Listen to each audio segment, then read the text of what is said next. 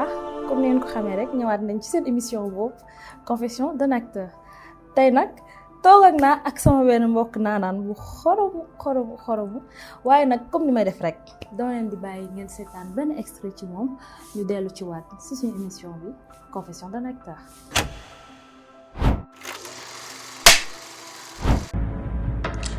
ça sama kotu coffre la demal fay nga ubbi lépp luy bijou terrain yi ma jot a jënd sama adduna bi yëpp lépp yow yaay borom jëmbal naa la lépp bu ko dindi la def nii xam naa da nga am problème xoolal nii laa ko xamee woon moo tax xoolal yónnee naa la ko message écrit yónnee naa la ko vocal waaw mais y a quelque chose de fou chez ce Roger man je lui fais pas confiance man kay li may ragal mooy yàlla buñu yàqaat xolam bi rek parce que j'ai eu du mal balaa moo melaat nii xaw ma kande waaye yow moom balaa ñu laa lekk nga lekk leen bay toog di digérer yow depuis le Papis Fall dafa léegi ba léegi dangaa sadi seetlu naa loolu. ay maam wax day rafet yaa ma tam dëmm noonu ba toog Papis Fall man maa la bëgg sàcc ma bëgg naa rey ma bëgg naa yoo xoolal loo ma deful rek yow la bul ma baal. ma sàcc la bëgg naa. ma rey la bëgg. waaye léegi man taxaw naa léegi dem leen léegi man léegi dematuma dama ne ngeen dem xoolal ma kii moom xoolal ma kii dem leen mu leen bàyyi xale jigéen bu ngeen gis rek ngeen klaxonné ko du bale na gaaw ah. comme xoolal kii mënul de. aywa Papis Fall aywa yow man Fatou li wala mënul nekk dëgg Papis Fall mënul tas sama yaakaar. mënul nekk dëgg. li mënul nekk dëgg ban kii yàlla li nekkee dëgg parce que yàlla damay xam donc mënul nekk. Papis Fall mënul tas sama yaakaar sama lépp laa ko jox sama lépp samay caabi samay terrain samay papier terrain yi aywa yaa yéen a ko gisandoo indil naa leen tey ku xorom ndaanaan rëy waaye indil naa leen nag nan laa ko mën a waxee dafa cœur brisé comme noonu ngeen ko tàmmee gisee tey Hasna laa leen indil ngeen xamee ko ci tur boobu mais de son vrai nom on l'appelle Hawa Diallo xanaa rek ñu bàyyi ko mu nuyu ak yéen Hawa dalal ak jàmm ñu ngi lay gërëm déjà pour commencer si sa ñëw bi ñu bàyyi la nga nuyu ak internet yi. kontaan naa en tout cas teewee fii seytaane cœur brisé man su ma nekkee dafa cœur brisé yow yaay seytaane cœur brisé bi Ramina namoon naa la franchement namoon naa internetu seen waaw confession d'un acteur c'est ça oui donc di leen di jaajëfal bu baax a baax. Hasna kan mooy Hasna pour ñu ubbi waxtaan bi parce que nit yi bëgg nañ xam Hasna fan nga juddoo fan nga cosaanoo ce circuit scolaire lan nga ñu mën a wax tuuti ci yow. Alors on va dire que Hawa c'est une femme qui vient de Kaolack on va dire Kaolack laa juddoo màggee fa yaroo fa ba ni ma amee bac après ma ñëw Dakar voilà. Natifu Kaolack la Hasna si école. Tu étais une brillante élève bu mënoon perturber nga dawkat jàng nga woon. ban genre élève nga woon. bon yëpp en même temps parce que mënoon naa jàng mais bon dama doon perturber de temps en temps effectivement mais daal comme que li ma doon jaay moo ëpp ma doon jàng di jaay en même temps j'étais pas vraiment une élève aussi brillante bien vrai que j'étais super intelligente mais bon voilà quoi dama doon laal un peu de tout. un peu de tout si je comprends bien yow. yemoo woon rek si jàng buñ la demal jàng yaa ngi xool ne loo xosluwee. waaw Hasna ku yàgg bëgg dërëm nga daal si je comprends bien. waaw loolu moom dafa leer depuis toute petite parce que comme j'ai l'habitude de dire dama doon jàppale sama yaay ci lu bari. donc da doon dem liggéey bu demee liggéey man ma jàppale ko ci jënd ak jaay bi loolu laa màggee et en même temps je faisais les études. en même temps. ouais. ba fan nga yem ci sa études. j'ai fait ma licence en marketing et communication à IAM. donc quand j'ai eu mon bac L2 la am bac après ma jóge foofu ma ñëw HECI bi nekk Almadies école de commerce la après ma jóge foofu noonu ma arrêté tuuti après ma continuer yaayam foofu laa defee sama licence. fu nga defee sa licence macha allah. Ouais. Hasna sa relation ak sa famille parce que je précise que amoon na benn inauguration boo fi defoon ci sa benn spa. Oui. macha allah et sa benn complexe je dois dire. Ouais. et jour boobu macha allah gis nañ seede yi mu bëggoon xam parce que jour boobu yaa ngi doon jooy. Ouais. seede yi jàppoon na la ci temps pleurs ma ne Oui. Hasna c'est quoi ta relation ak sa yaay? Non, la relation que j'ai avec ma famille, on va dire que voilà quoi. C'est ma famille comme relation famille yëpp man dañ famille boo mënti am en général da lay soutenir et tout te man lépp lu ma taxaw dañ ciy taxaw parce que je pense que relation boobu tamit laa am ak chacun de mes sœurs avec ma mère c'est une complicité de waaw. mooy loolu donc mooy loolu daal. Et ton papa? Mon père, il est là aussi. Il est en Guinée, on va dire. Il peut pas être présent dans tout ce que je fais, mais bon, daf ma yónnee ay doigts. On s'entend très bien. Déjà, man la tuddee yaayam donc.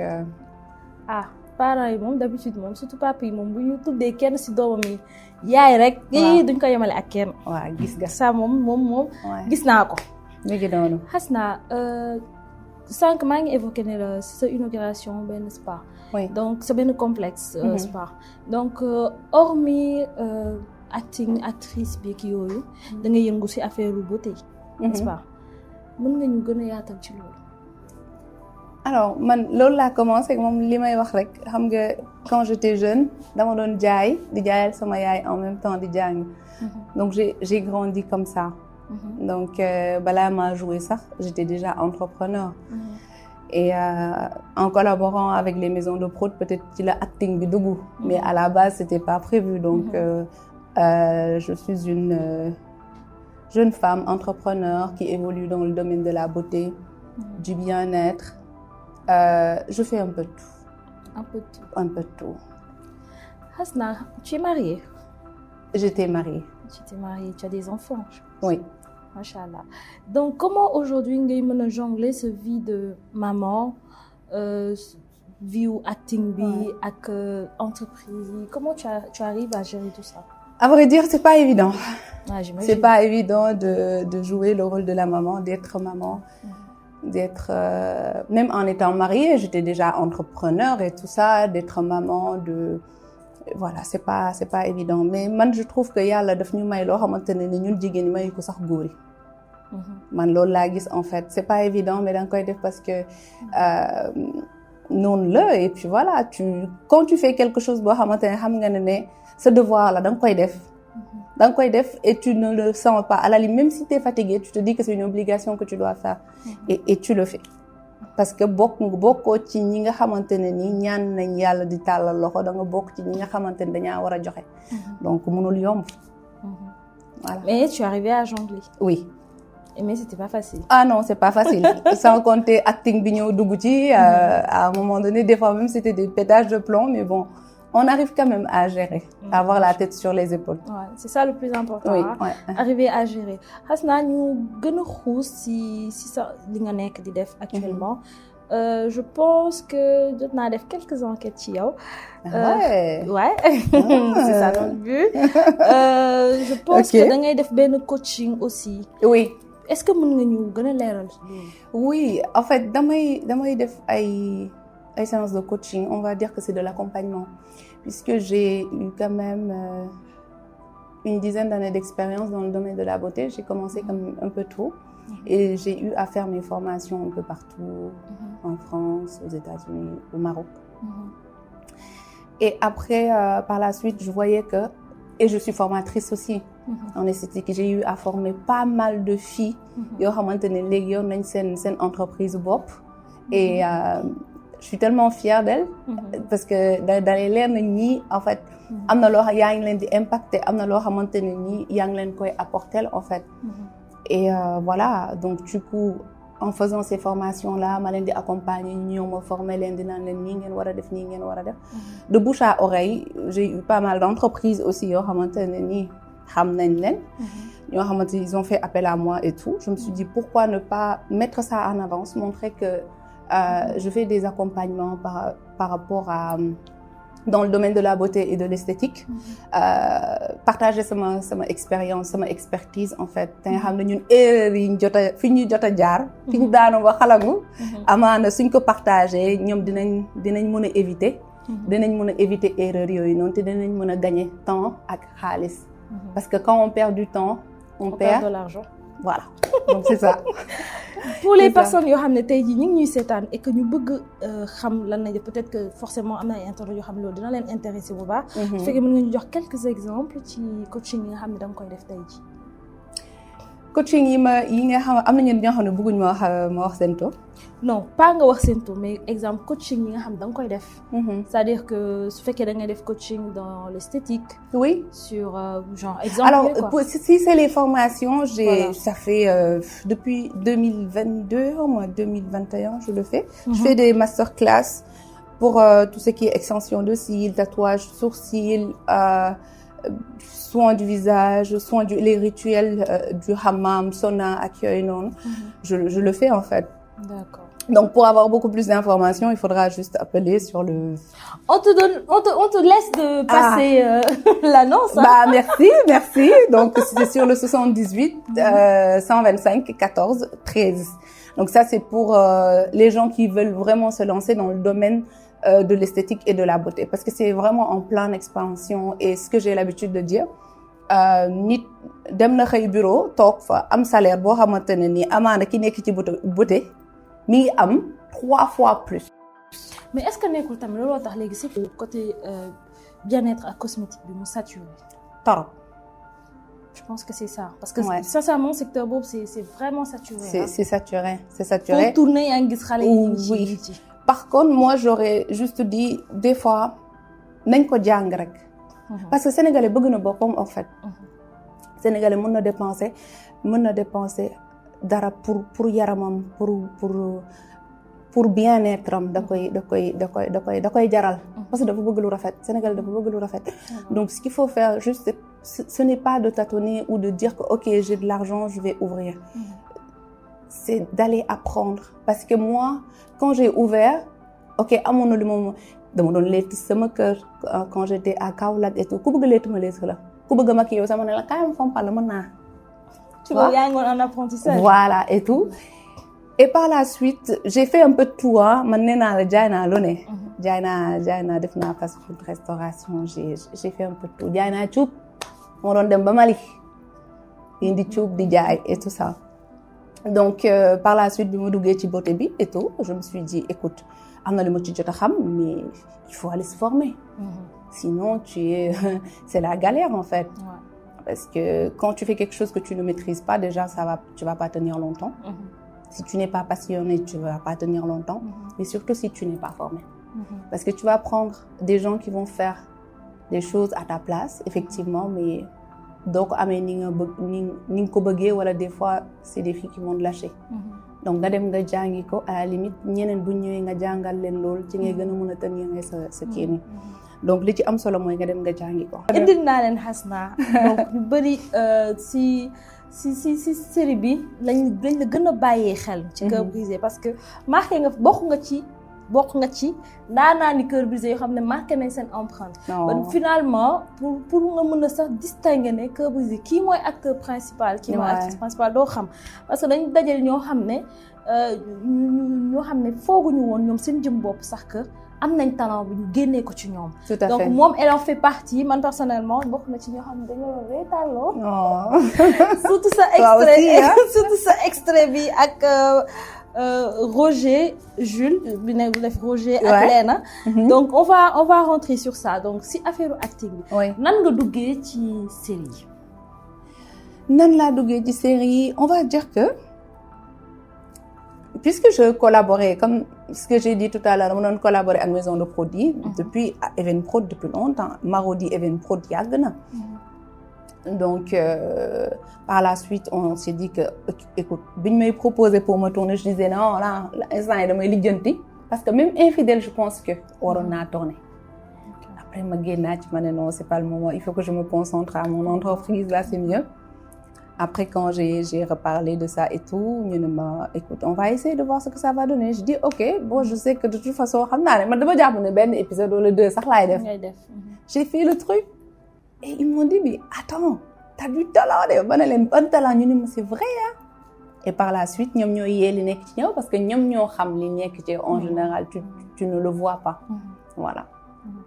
Et donc Non, c'est là, arrivé duggee. comme ça. C'est arrivé comme ça. Ils devaient tourner, en fait. Dañ doon tourner ci sama kii mooy le salon de Mame Fatou. Voilà, c'était mon institut.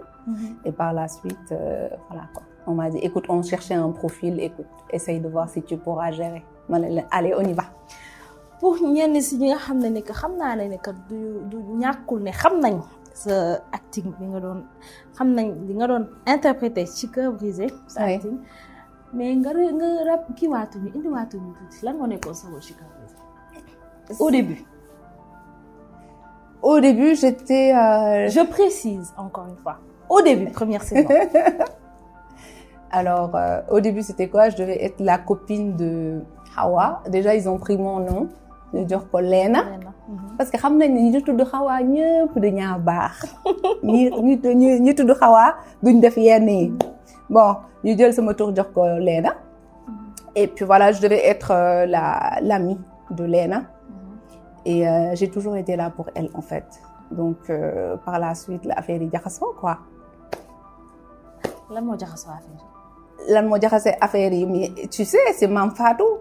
En fait, ce que j'ai compris dans l'histoire, c'est que am na lu am importance lañu jàngale foofu noonu. Ce que j'ai retenu comme leçon, c'est que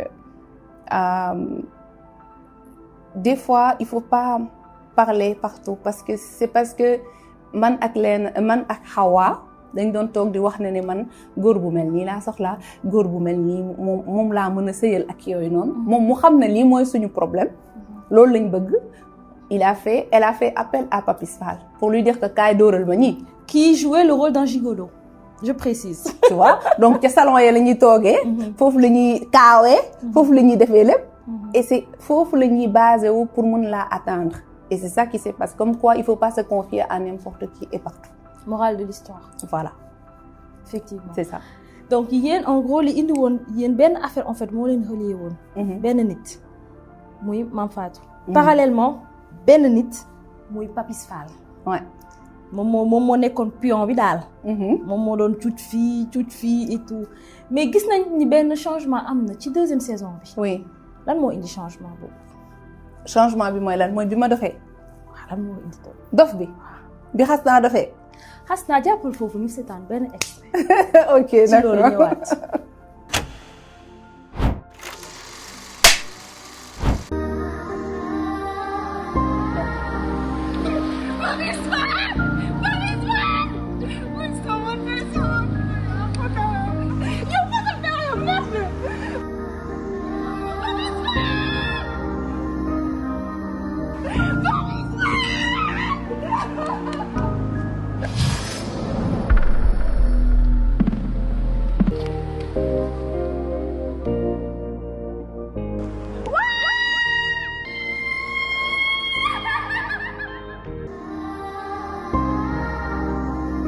ba pare kan moo. bébé jël si. yow looy mel ni kuy wax ak dof ni. su ma la jëriñoowul kenn du la jëriñoo. Non. J'ai retrouvé ma femme. mais. xas naa. boo seetaanee lii lan nga gis xas naa nga ñàlli xas naa nga daw yaa nekkite nii nga gaawee yaa gën a gaaw Aby Mbacké Thiam. Yàlla yàgg nañ ma ko wax waaye dëgg mais gis naa aussi que ci fii nii am na ci tamit benn morale de l'histoire parce que xale bi mi ngi lay approché di am lu muy waxee ak yow di ut ndimbal nga ñàkkal ko kersa foofu lan ba nga tourné loolu ba pare amul dara lu yëg sa yaram daw. bi ma tourné ba pare. waaw di nga def xale bi sa yaram daw. Non, parce que moi je sais que personnellement Hawa du def loolu Hawa du ñàkkal nit kersa ak ku mu munti doon. Parce que doo xam kan ngay tasal en fait. te comme j'ai l'habitude de dire quand tu es dans la peau du personnage tu n'es plus toi. nit ki lépp lu mu la munti wax moi, quand je vois même les commentaires, ça me fait à la limite rire parce que je sais que c'est pas moi. Mais li ma mën a jàngat foofu noonu rek mooy kenn xamut kan mooy kan des fois nga xeeb nit kooku nekk ki nga xamante ne moo lay fajal sa jàngoro. waaye nekk tamit nit koo xamante ne moo nar a yàq sa àdduna. effectivement moo tax il faut vraiment rester humble en fait. jox ñëpp cër wala bañ a def luy gaañ nit ki. mais si on regarde bien aussi Hasna l'a pas fait sciemment parce que moom àddunaam yàqu woon na ba pare à la limite. si tu regardes bien parce que Papis Fall sàcc na xaalisam jël na lépp lu mu yoroon nee na tër te xam nga taalibe yi des fois dañuy ñëw di la kii mais c'est juste pour dire qu'il faut savoir canaliser ses émotions c'est très important en fait et ne pas se laisser emporter. Man c'est ce que j'ai compris en fait que la morale de l'histoire c'est ça. Hasna yow comment se passer seen sous les coulisses on va dire. Comment se passer coulisses yi Hasna. les coulisses parce que tourner neex na de mais li xew ci coulisses bi dara dàq ko. waaw après ça dépend ouais day neex waaw day métti yow xam nga ci dara. mais histoire yëpp yow. mais Hasna. oui aussi il y a une chose aussi que tey jii internautes yi bëgg nañ ko xam ci yow. maanaam hormis Cœur Brisé ndax am na yeneen maison de prod yoo xam ne jot nga liggéey ak ñoom. Oui. Je viens de terminer avec Marodi. J'ai tourné avec Marodi là. On a fait 4 mois de projet ensemble. 4 mois intense, mais. Il paraît que le tournage yombul. C'est pas évident. Et à vrai dire, là, moi, je pense que damay delluwaat ci sama côté entrepreneur bi mooy gën tournage bi. J'ai assez donné en fait parce qu'à la base jaar jàll la woon. C'est pas mon métier c'est pas mon métier en fait. C'est quelque chose dont je suis vraiment passionnée. Et voilà, j'ai eu la chance de travailler avec les 2 maisons de prod. Moi, Even Prod ak Marodi. Pour l'instant, nii moom wax dëgg fa yàlla. Je veux faire une pause. Je veux me concentrer sur mes projets. Parce que comme j'ai dit, je touche à un peu de tout et puis voilà. Je veux vraiment me concentrer sur mes projets. Hasna ma dugg ci question internaute. ok. yi internaute yi ñoom ñoo la koy poser. acca ñëwal. Hasna pare nga.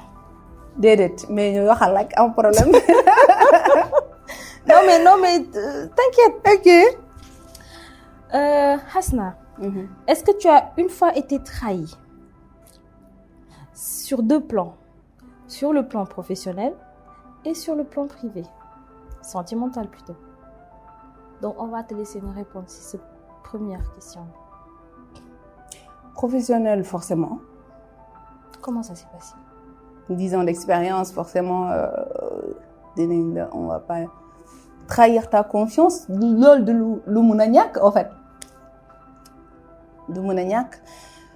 Bon, exemple de terre à terre, on va dire, ci ñun suñu milieu, tu vas former. Parce que tu prends du temps à ce que nit ki mën a jël rythme bi miin ko ak yooyu sur certaines prestations on va dire pas d'autres où tu formes tu te dis que ok tu vas prendre un spa manager je donne un exemple nga former ko ba mu toog nga am yaakaar ci moom parce que tu vas devoir avancer quand les choses évoluent il faut faire évoluer ton staff on va dire et ñëpp xam nañ ne da ngay toll benn moment boo xamante ne tu peux pas tout faire. Parce que moi, quand j'ai commencé, je faisais tout. Je répondais au téléphone, je maquillais, je faisais tout. J'étais community manager, j'étais. À un moment donné, tu délègues. La plupart aussi, tu le fais parce que dans les guises, elles en veulent ou ils en veulent. Mais c'est quand tu te dis que, ok, si on préjoue, et tu recommences. C'est un perpétuel recommencement. Moi, c'est ce que je vois en fait, et c'est dur. C'est pas évident. À force de tout le temps, genre, se faire trahir, est-ce que tu as une affaire après, surtout sur le plan professionnel, tu as une affaire après tu décides de... Des fois, tu as envie de lâcher. Tu as envie de te dire, écoute, est-ce que je vais pas tout lâcher, rester chez moi, manger, boire, dormir. Et ma famille me dit que non. parce que mënoo toog te defoo dara tu deviens folle et c'est vrai et je sais que man ce qui m'anime c'est de ñëw fekk fu amul dara def fa dara parce que même quand je dis non c'est fini keneen ku fi ñëwaat jeex na du ma la mais su may nangu du ma ko tey parce que ça fait partie de moi en fait mais des fois c'est pas évident parce que da ngay dem ba am yaakaar bëgg a def dara xam nga bëgg a avancer si leneen on te le fait on ne suit pas derrière et comme j'ai dit des fois les gens ils connaissent pas la valeur de l'argent ils savent pas comment toi t'as fait pour en arriver là parce que ce que je dis tout le temps ubbi dara yomb na nga am xaalis ubbi yomb na mais nan ngay def ba maintenir ko loolu mooy li gën a jafe et à chaque fois que moi j'ai envie de lâcher je me dis que ok tout le monde n'est pas pareil aussi xaar ma jéem a xool ñi fi jot a nekk ak yooyu noonu parce que amaana seen wërsëg foofu noonu lay jaar mais ce qui est décevant des fois c'est de te dire que yow li ngay jéem a yàq amaana yàqoo ko pour Hawa mais da nga koy yàq pour plusieurs personnes plusieurs chefs de famille ñoo xamante ne ci loolu la ñuy kii parce que benn prestation bi ngay def du sa prestation yow courant bi ci lay génn location bi ci lay génn paate ma dem bak ñu ñëpp ci lañ leen di fay mais fais les choses comme il se doit mais buñ la gisee amaana la ñuy def buñ la gisul duñ def ou des fois elles sont pas motivées elles font pas le travail comme il faut et tu peux pas être constamment même endroit boobu noonu et c'est ça qui est décevant en fait c'est ça qui fait mal ouais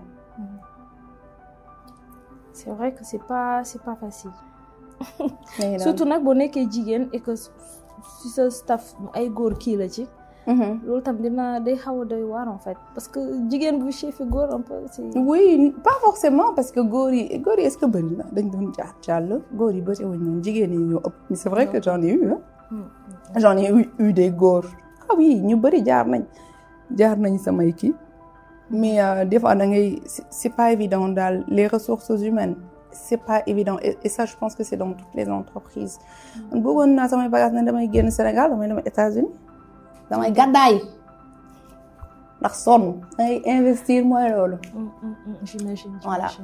J'imagine et sur le plan personnel. yaakaaruma ko dara mi naa je pense pas. yaakaar gume moom am naa ko loolu mënul ñàkk parce que xam nga rek divorce yeeg yooyu moom di nga jooy di nga xataraayu di nga kii mais voilà ça c'est des choses yoo xamante ne nii lu war a am la. bu yàlla tuddee ne da ngay dund kii de telle date à telle date jeex na bu jeexee jeex na tu vois après ça fait mal tu te remets en cause tu te dis le pourquoi du comment après tu te rends compte que noonu la war a demee en fait li yàlla bind sa jëb bi ala kulli xaal da nga koy day nekk voilà xas naa nee na à part gume amul nañ jàpp loolu rek maa leen di tontu man de loolu laa yaakaar benn scène boo xam ne c'était benn scène bu dangereuse boo xam ne yow jot nga ko jouer mos naa am waaw boo xam ne lii da nga ko def mais suba bu ñu la waxaatoon nga def ko tu n'aurais jamais de vous faire off parce que tu sais que lii c'est à risque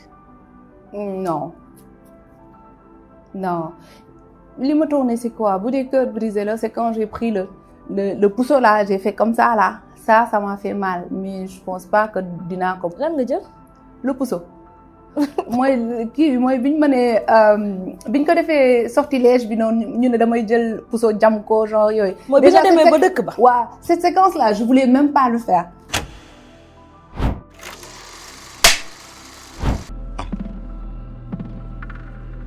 jëmmam moo nekk noonu lii ràbb la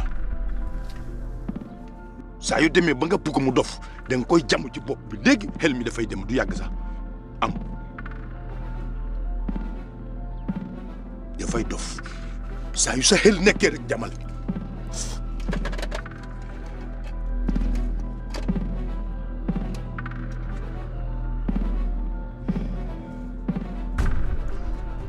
leptoo faytoo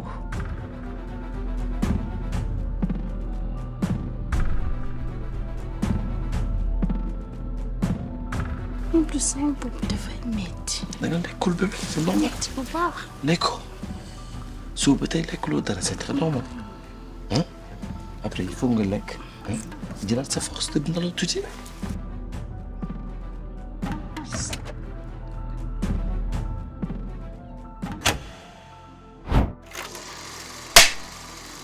parce que su ma doon dégg leena nu mu doon yuuxoo tu vois Léna dama am benn relation bu kii ak moom on est comme des c'est ma petite sœur tu vois et voilà bi ñuy tourner loolu je voulais pas dafa wax ba sonn man ko lii du ma ko tourner ñu ne ma di nga ko tourner force nag. tourner nga ko de ndax mu jaral la nga dugg ci gaal nga xuus. mais on est payé pour ça.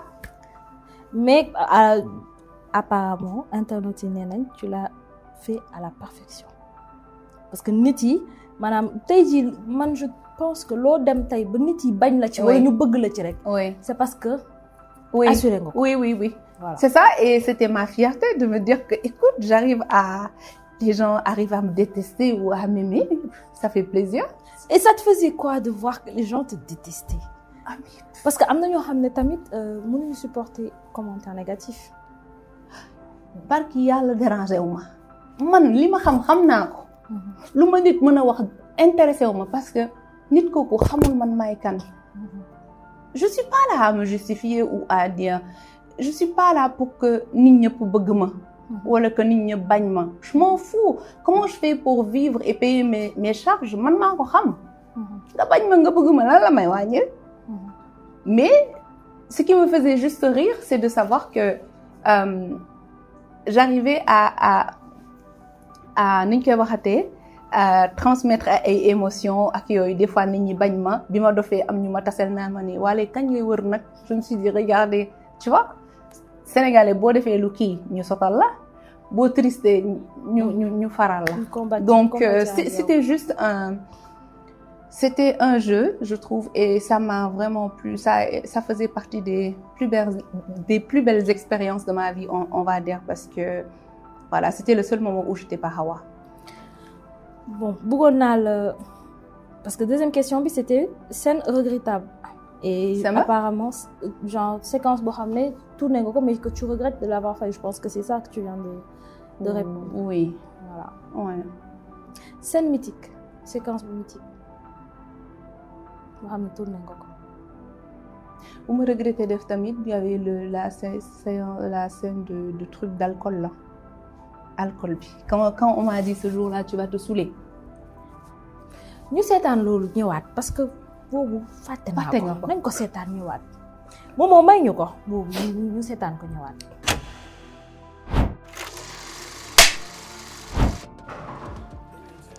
Axel c'est ouvert. mais lan moo xew fii mais xas na ana Awa lan moo xew fii yow lii la ni. est-ce que j'ai raté ou juste yow ma ne ana Hawa laa wax.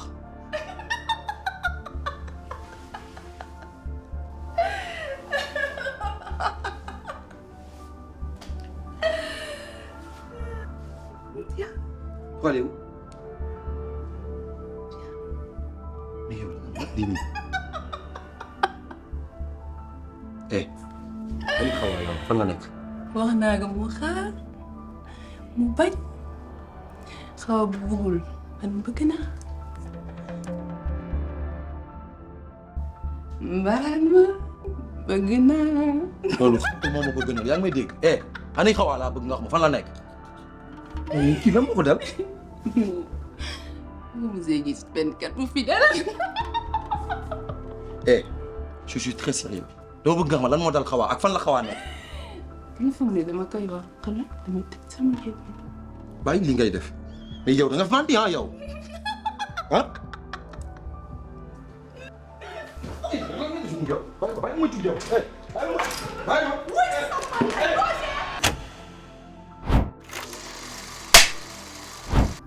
Hawa doy na waar lii nii ma gis doy na waar trop Hawa détaillé ñu lii nga def. normalement dama waroon iri rouge loolu ngeen gis sax dama ko iri woo Hawa ne ko wooye méchant parce que dama bëggoon rek yàq seen diggante. Pourquoi? Alors que Hawa nekk sa xarit. Oui mais après on avait compris que c'était pas Mame Fatou moo jël mon sang deret jox ñu naan plus kii ba ñun ñu dof ma topp kii. mais là man j'étais obsédée dama foogoon ne Hawa moo yàq sama diggante ak Papis Fall donc puisque elle est heureuse je suis pas heureuse elle doit pas être heureuse. Tu vois ma jël affaire alcool bi on m'a dit ben da ngay am scène boo xamante ni da ngay mandi. Et ça t'a fait quoi bu ñu la ko waxee. nga man di commencé na ma doon xool commandé nu muy mel ak yu kenn xamut parce que am naa sax sama yenn samay ñoo xamante ni mooy loolu woon naa leen ne leen nu muy demee parce que pour entrer dans la peau du personnage c'était pas évident parce que je l'ai pas vécu jusqu'à présent je blâme pas ñi koy def ak yooyu c'est pas mon truc chacun est libre de faire ce qu'il veut mais man je l'ai jamais fait mais topp na ma parce que dem naa ci benn kii bu religieux boo xamante ne nii quand je passais j'étais en train de maa ngi dégg ñu naan kii moo doon mandi ci série bi kii day naan day kii alors que personnage la rek et que moi j'ai jamais fait ça tu vois loolu moo nekk tey jii peut-être su ma ko doon def bon peut-être que dinaa ko xoolaat quoi parce que des fois am na ñenn ñoo xam ne mënuñu ràññee personne ak personnage. par effectivement contre. sénégalais Ouais, xamul dalay topp. personnage ak personne. dalay donc am na dalay yenn dalay topp. séquences yoo xam ne da nga koy jouer mais da lay topp. c'est ça parce que loolu la ñuy gis ci yow. c'est ça dalay topp loolu moom ça m'a l'alcool là ça m'a donc topp. boobu mooy apparaître comme scène regrettable alors à ne plus refaire. ouais. maintenant pour benn scène mythique séquence bu mythique boo xam ne def nga ko. bon on va dire moment bi nga xamante ne nii dof naa mooy bi taalibe bi ëffee noonu affaire bi parce que je pense que la réaction des internautes képp ku ko seetaan sax yuuxu na man Boobu gis ñëpp a naa ay jubilé. vocal yu dul jeex yónnee ma transféré ma yuuxu wax ak bi ma summee yére bi noonu ñu naan waay dof na ça je pense que c'est quelque chose qui a vraiment marqué cœur brisé je dirais que c'est ça. et je te rajoute aussi beneen scène bu mythique mooy bi nga jékki-jékkee ci deuxième saison bi parce que les gens pensaient que dootoo ñëwaat. mais dañ jékki-jékki rek gis xawaa nga ñëw ànd ak tey sa benn on a rien compris xawaa nga sañse. bébé laisse-moi 2 minutes ma defaru vite fait pour sa papa bu mu bett ma da nga soof nag may ma tuuti jooy la yaa xam sama yoon nekku si. Il fait très très très chaud. Roger am na kuy sàcc oto bi. jooy la yaa xam sama yoon mais yow lii sa oto la. comme ça kii mais kii du xas na. kii du xas na. bébé kii xas naa la yow. bébé kii xas naa la yow. xas naa lan moo la def lii lu la dal foo jógee yow tamit. xas naa man la xawaa xamee woo ma. taxawal ma. belle xawaa. Allahu akbar. et yéen vous formez un joli couple là. gis ngeen yéen man bi ma ci toll ay day dal nii laa doon def sol samay lubu daa noonu laa mën a yow sol talon nag mais léegi ni ñuy def xale yi ak yooyu dañ ko jàpp foofu la ay yéen seen couple dafa rafet ay la xas naa man la taxawal nii xawaa taxawal. xamee woo ma. bébé da nga xam kii yow xas na xam xamula nga kenn instant bi. tu te calmes. xas naa maa ngi dem ba bis fa ñu may xaar il faut que ma daw gaaw parce que bëgguma su ma jiite foofu mun na mer te man xam man moom rek laa bëgg. xawaa sa perruque boobu foo ko jëlee. Kido. de passage ñu ngi lay nuyu Kido Thiam bu Evenprod tey jii je me permets tey spécialement nuyu la parce que bokk nga ci ñi nga xam ne formé nañ ñu bëri ñu ñëw foofu. bokk nga ci ñu bëri ñoo xam ne ñëw nañ fa jaar say loxo nga formé leen. donc on te remercie Oui, vraiment franchement. pour ça. Ouais. Hawa boo xoolee nii ay doyen lañ. Ouais. c'est-à-dire ñii ñoo xàlli yoonu Ouais. aar bi ñii ñoo ko xàlli. tey boo leen si doon xool tey jii forcément am na si ñoo xam ne daan nga leen suivre parce que là on a Baye Eli bu góorgóorlu. Ouais. là on a Makhoury Gueye bu Fara Thial ko defoon. Ouais. Celui-là je pense le vieux là il avait fait le Gelowar. Qui ça? Le monsieur ginnaaw oui Ouais, Gelowar Kumba Ndar Samba Ndar moom par contre def na benn série bu ma neexoon. boobu c'était au temps juddooguñu woon nag. Ouais. Ça s'appelait Le Mandat. C'est au temps bi amoon d'évaluation au Sénégal moom moo joué Le Mandat série bu machallah Ousmane Sembène je pense mais bu neex. Donc on a aussi Mami Camara je crois. Ouais. Mami Camara quelque chose comme ça je crois c'est comme ça qu'il s'appelle.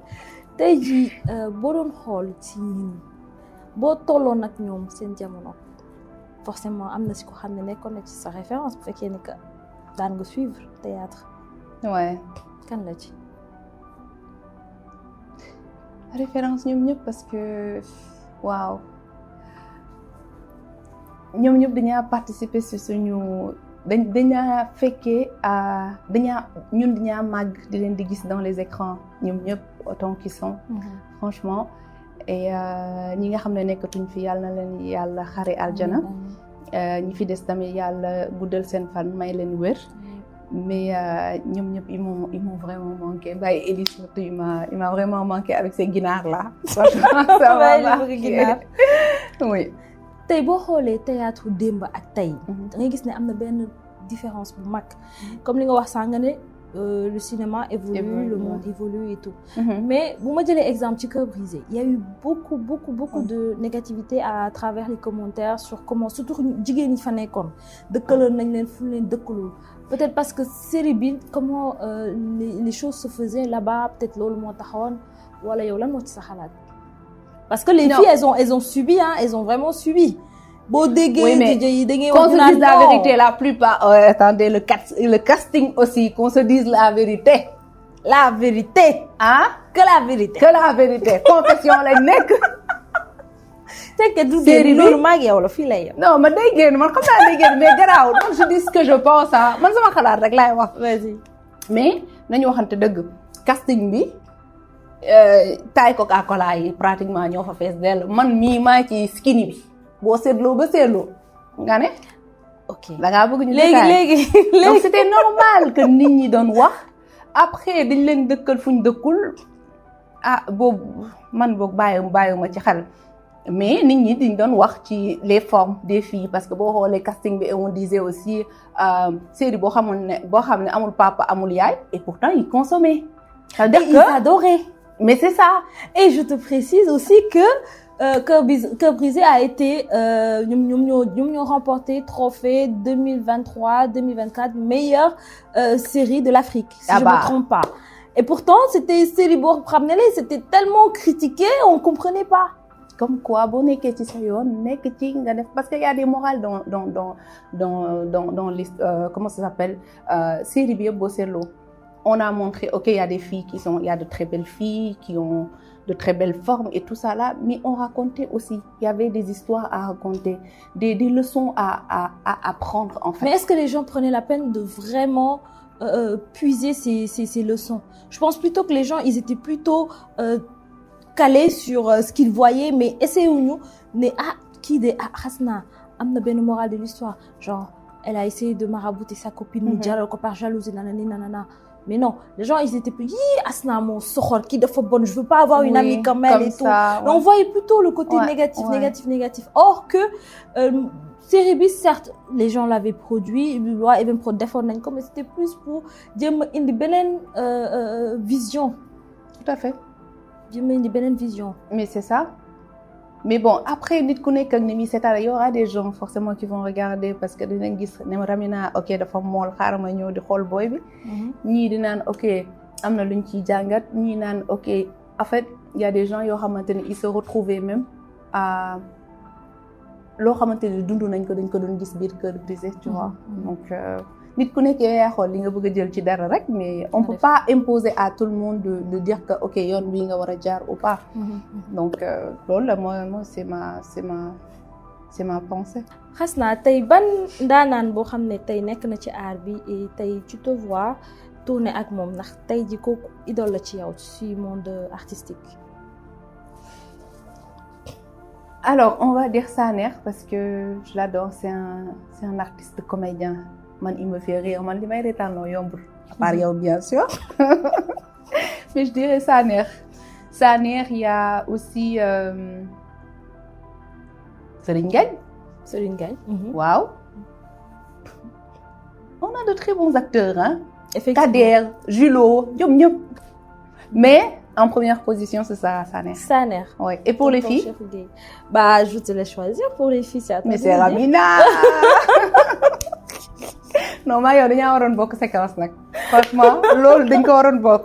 moom nanguwul ne Ramina moo fi toog moom ba léegi Bijou lay gis donc da ngeen di Waaw. comprendre dégg ngeen Bijou lay gis ba léegi c'est vrai que aussi suñu partagé woon maa yow benn scène dina graaw parce que là on va voir la folle et la nettalikat donc Waaw. c'est te yow Mais tu sais que t'es presque folle, t'es aussi folle que moi en fait. Je te jure. En fait, on devait être cousine. En fait, on devait être cousine. On n'est pas trop loin de. Yow xam nga loolu sax. coupé loolu moom moo Buñ dégg ko coupé loolu na Coupé ko dugg. donc Hasna on est presque à terme de l'émission c'est une dernière question mooy qu'est-ce que lan mooy sa xalaat ci état bi ak maison de prod est-ce que état bi war na leen gëstu bu baax war nañ am appui bu mu war parce que aussi tout à l'heure wax nga lu important on a de très bons acteurs mais aussi on a des maisons de prod yoo xam ne machallah li ñuy Oui. produire Oui. vraiment buñ ci teg nga kontaan mais tu sens que ba léegi am na lu manqué parce que sponsors yi ñoo ngi fi et tout mais état dans tout ça. Oui, oui. Tout à fait. Moi, je trouve que état bi daf leen war a gën a teg loxo franchement. S'il le faut même ouvrir des écoles dédiées comment ça s'appelle, au cinéma. Parce que il y a des talents qui sont là et il faut que même maison de production et surtout état bi teg leen loxo par rapport aux productions audiovisuelles. Parce que c'est de l'argent. C'est de l'argent.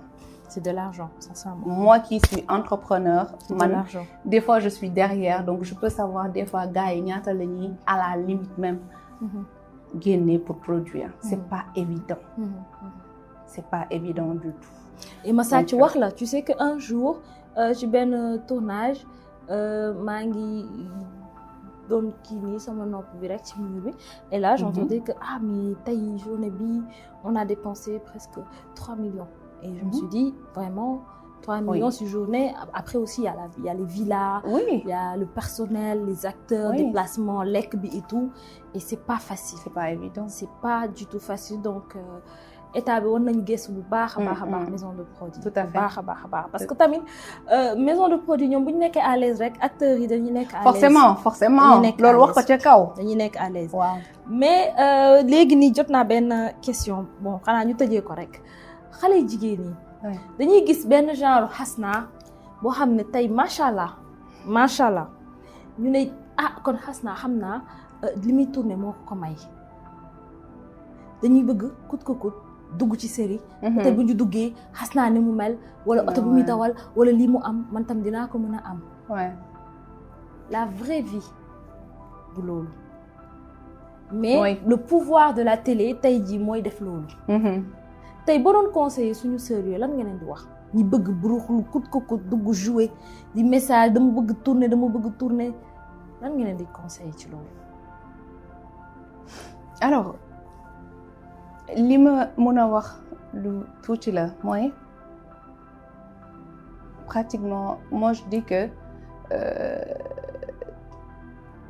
tournage mayewut lépp am na tamit ñu ciy dugg nañ ko waxtaanee nit ku nekk yaa xam li tax nga ciy dugg man j'étais passionnée et je voulais de la visibilité par rapport à mon entreprise je l'ai fait donc loolu laa ci duggee keneen da ciy dugg parce que passion wam la bëgg na ñu xam ko bëgg na ok mu def ko am na ñeneen ñoo xamante ne tamit peut-être que dañ ciy dugg mais comme tu dis parce que man dégg naa loolu bu fekkee Hasna moom mooy tourner moom ñu jël ko moom mooy dawal lii ak lii xaaral ma tam ma ñëw dugg ci parce que maa ko dàq maa ko lii non Hasna bi mu ciy dugg amaana am na li taxoon mu dugg ci wala mi ngi yor entreprise am ci wet gi ba pare di créer de l'emploi à côté donc li ngeen di gis ci télé bi ak li nekk en général ça fait c'est deux mondes différents te foofu il faut nga préciser ko bu baax oui ce que je veux dire par là li ngeen di gis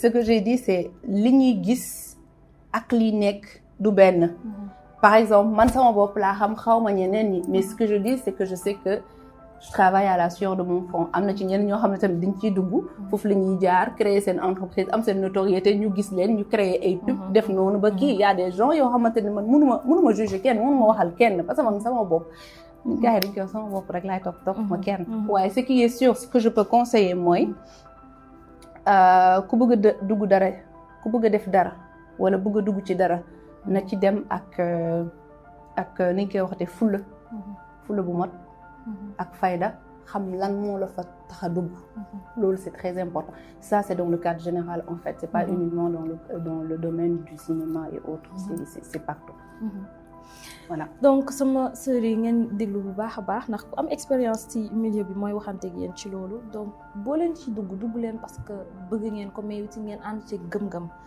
ndax bëri na ay charognard yoo xam ne tey yàkkamte yu lu dul rek jël si suñu benn sœur boo xam ne nooy na bopp rek et vous voyez après ce qui va se passer par la suite donc il faut vraiment ngeen gëm seen bopp te ngeen am fulla ak fayda ci liwul Hasna ñu ngi lay gërëm mais balaa boobu damay remercier d'abord suñu sponsor madame Diatta Mami Sonutar comme d'habitude moo jaar si mise en beauté bi donc maa ngi lay gërëm bu baax a baax di gërëm si Sen Star ndax ñoom it kenn du ñoom ñu bàyyi nag suñu ndaanaan bi mu tàggatoo ak jàmm Hasna ñu ngi lay gërëm encore une fois une deuxième fois aussi une troisième fois aussi parce que c'était pas facile hein pourquoi j'en sais c'était pas facile pour am ko déjà Hasna première fois ma ko jotee nekku fi deuxième fois nekku fi troisième fois ma tasanteeg moom benn millième ma ne ko jàpp naa la donc ñu ngi lay remercier vraiment oui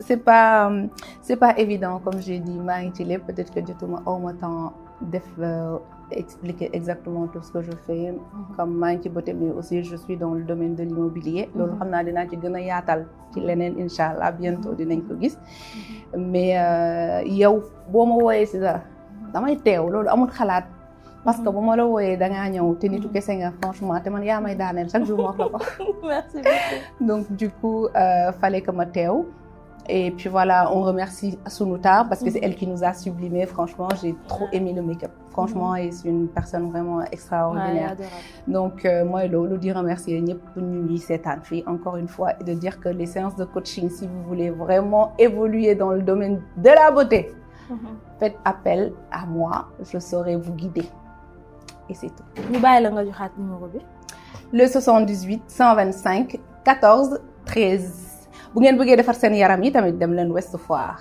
à côté de la station Shell ngeen ñëw ñu xamaam leen massage leen defar yaram bi le bien-être avant tout le bien-être avant tout mooy dernier mot suñu invité bu yaandi bi xanaa rek di leen gërëm yéen internet yi ngeen fësal wane it ni yéen émission bi rek moo leen ñor man nag balaa ma koy tëj comme ni ma la waxee rek damay remercier équipe bi ma àndal Momo Cheikh Matar waa Sen Star vraiment amuñu seen fay waaye yéen it internet yi amuñu seen fay ndax ñu ngi leen di gis nañ sondage yi kontaan nañ bu baax a baax ñu tasewaat ci beneen émission ak beneen daanaan ci seen émission Confession d'un acteur